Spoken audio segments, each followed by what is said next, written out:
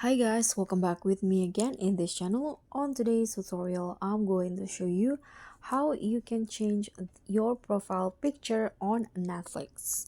So in here, I'm going to use the Netflix apps on my phone. So let's open the apps, click on Netflix, and in here, if you want to change your profile, your photo profile like this, you can see this is my current profile picture. You can just click on the pencil icon at the top right corner, and here click on this again.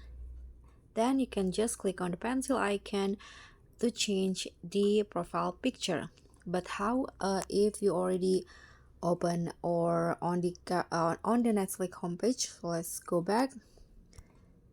Let's open the Netflix, and here if you want to change your profile picture but you've already opened the apps, you can just click on the current on your current profile picture at the top right corner, and there will be this manage profiles option. So tap on that and click on the pencil icon, and you can just follow the same steps. So click on the pencil icon to change the profile picture. Here you can change it to the character that you like on Netflix.